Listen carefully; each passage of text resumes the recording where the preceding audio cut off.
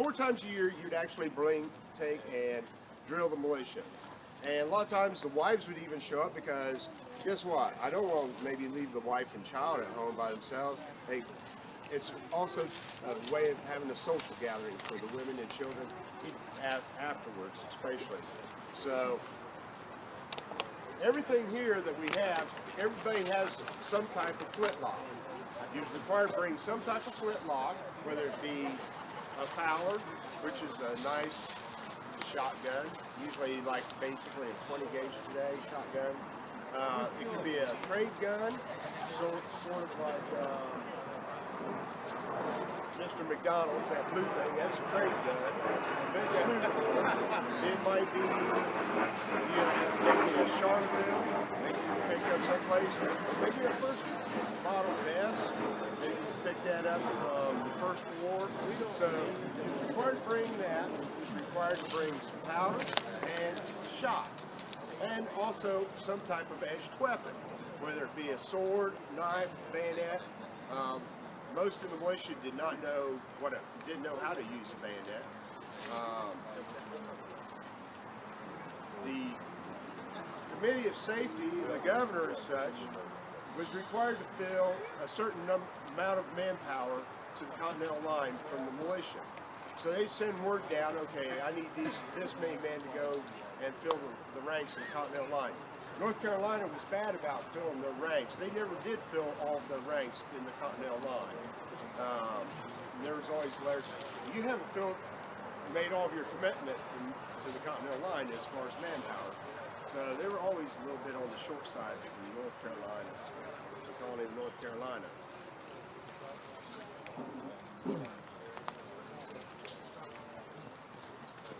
Sergeant, what are they doing? Jump! Gambling.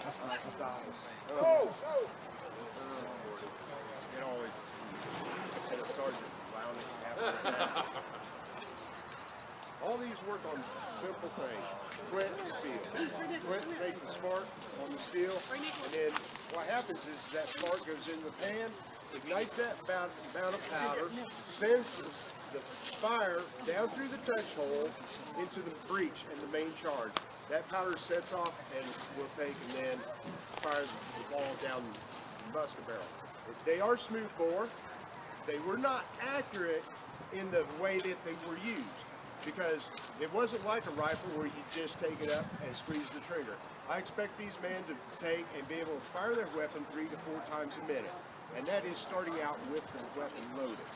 3 to 4 rounds per minute with the weapon loaded. So it's a very quick loading procedure, and it's not put it up there and squeeze it. It's just shove it, get it up there, and yank the trigger. So as you pull, guess what? You're moving that whole gun. So who knows where that ball is actually going to go down range. If you actually use it like you would a rifle, and use on some they would have a bayonet lug, or that front sight you use it like you would a modern day shotgun. At 50 yards I've actually hit dead center with a smooth bore at 50 yards, dead center on the target. 75 yards, body mass. After that, maybe I'll hit an arm or a leg, maybe. 120, 125 yards. If you got hit 125 yards by a musket ball, you're just plain unlucky. At this battle here at Guilford Courthouse, North Carolina militia did do its job. It fired its 2 volleys, and you read the British accounts, it was almost like taking sight of wheat. What happened was the center line actually collapsed first, and then the right and left flanks were actually continuing to fight after the center collapsed. Guilford militia alone lost somewhere between 24 and 30 men on the front line against Von Beau's Haitians, because they were on the left flank over what we call Country Park. Captain Forbes died from bayonet wounds, so it did go to hand with Von Beau. The first volley of North Carolina militia was what we call buck and ball. You got like a 3/4 caliber, 3/4 inch barrel, 75 caliber barrel. You're running about maybe a 69 to 71 caliber ball. They also ran 7 bucks down that. be about 25, 30 caliber balls. So you got 8 projectiles coming out at the first time. Up in New England, when they ran buck and ball, it'd be a ball with about 3 bucks. What I'll do is, Sergeant, what are we doing now? I had a winning hand, sir. If you would, have one of the privates come up and talk about his loading procedure, because we do not have no rifleman. Rifle loads totally opposite of what a musket would. All right, so this is an example of a fowling piece. It's a civilian firearm. I'm malicious, so I brought my own firearm. And it's just something I use for general hunting, to get birds and small game. I assume you just talked about the loading procedure of a rifle? No, not yet. Go ahead and go through your loading procedure. Well, so having a weapon like this is a smoothbore, not a rifle shot. I'd be treated just like I had a military musket. So I would be shooting from a cartridge box, and I'll be shooting a cartridge, which looks a lot like this. There's a ball on the bottom of it.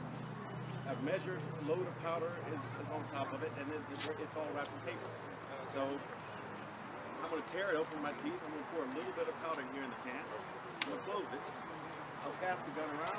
I'm going to pour the rest of the powder, drop the ball, with the paper and all of that. The paper is going to act like this water. And the last step is I'm going to withdraw my rammer, and I'm going to press it all down, because what I want it all to be here. Because if the powder is going to be here, but if my ball or something is hung up here, I can potentially kill myself or just ruin the gun. So it's not. So it's very necessary to have everything down at the bottom. And that's the whole purpose of this. If you lose your ramrod, you're almost out of luck. There are ways, being a smoothbore, there are a lot of ways you can get around that. You can dump it just to make sure everything seats, but the more you shoot this gun, the more fouling will be in here, and it'll get sticky in there, so it's not advisable. Now the militia also would have shot more likely swan shot, which is like a bird shot, and so it would also be easier to get down the bottom. That's it. Any questions? Curiosity? Okay.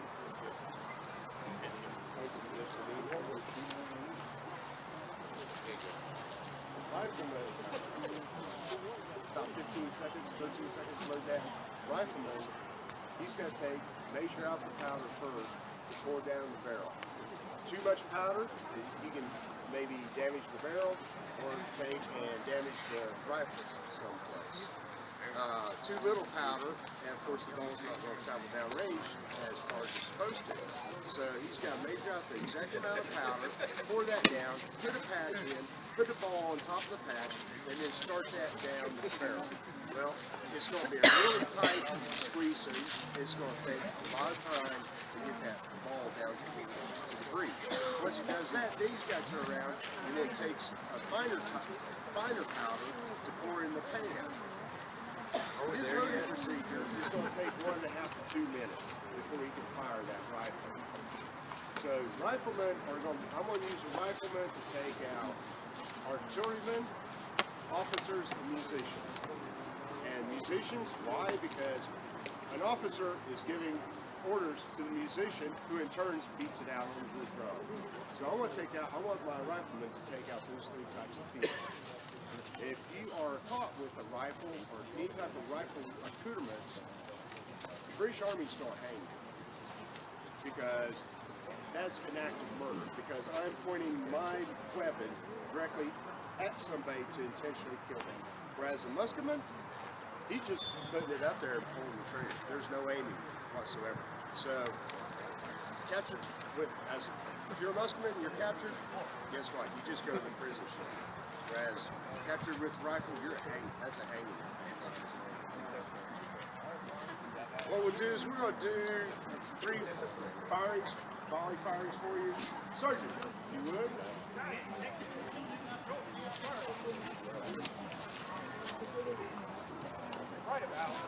Now, if you got hearing aids, you might want to turn those down.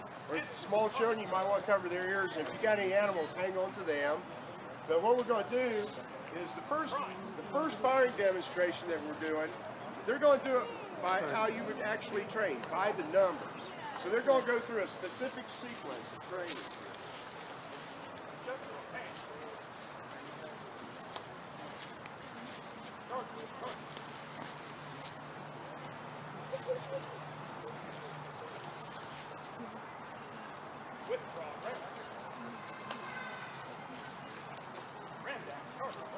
Now, out of 100 men, I expect 25% to not fire. Out of this group, I expect a 25% failure rate. It could be the flick or break when it hits the steel. It might be the touch hole on the side is clogged up. So you have a flash in the pan and the spark doesn't go down the hole. Maybe you haven't fired a hole and the powder in the breech doesn't go off. That could be because of moisture. Black powder will take and suck moisture out of the air on a very humid day. Or if there's a little dampness, maybe he cleaned it and left a little water behind, that powder just turns into nothing but a big black goo. Battalion, make ready. Freeze, then. Fire! Prime and load! Very good, very good. Now, Steph, notify the numbers. He gave just prime and load, which means they automatically go, prime, load it, and then take and make it ready. Now, you notice we have one gentleman who doesn't have a fire lock. He's got a stick. Not uncommon. If you don't have a fire lock, you show up anyway, you're going to drill with one. Go out. Yeah, if you got a drill gun, that's great. But in this case, we don't have those dummies with drill guns. So you're going to have to go out and get a stick so you can go through the manual anyway and go through the sequence. Battalion, make ready. Daddy, just do that. Who are you? Who are you? Freeze, then. Fire! Prime and load! Did you hear that? That might as well be a war Look gun. at Oh, you ears, okay? Wait, not yet.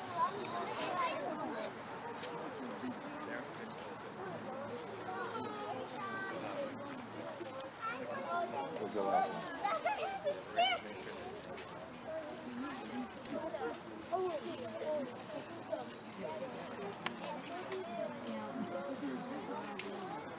Are you gonna do it again? Yeah. Yeah, but